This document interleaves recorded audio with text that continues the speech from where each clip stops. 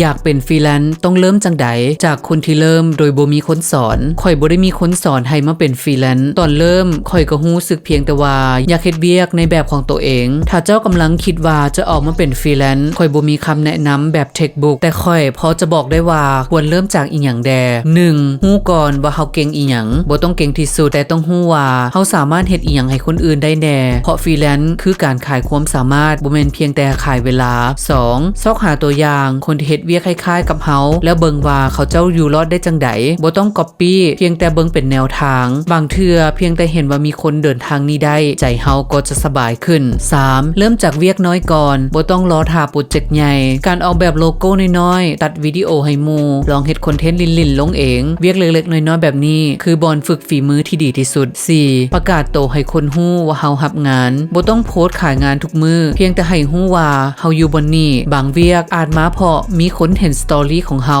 ว่าเฮารับงานอยู่ก็เป็นไปได้5ค่อยๆพัฒนาแบบบ่ต้องฟ้าวให้เก่งทันไผมีเวลาหลายกว่าเก่าก็แปลว่าเฮาได้ฝึกหลายกว่าเก่าฟรีแลนซ์บ่ต้องไวแต่ต้องอยู่ให้ได้ดลข่อยก็เริ่มแบบงงๆคือกันแต่พออยู่กับมันไปเรื่อยๆมันก็ค่อยๆเข้าที่เข้าทางเพียงแต่เริ่มแล้วฟังตัวเองระหว่างทางให้ดีพอก็พอแล้ว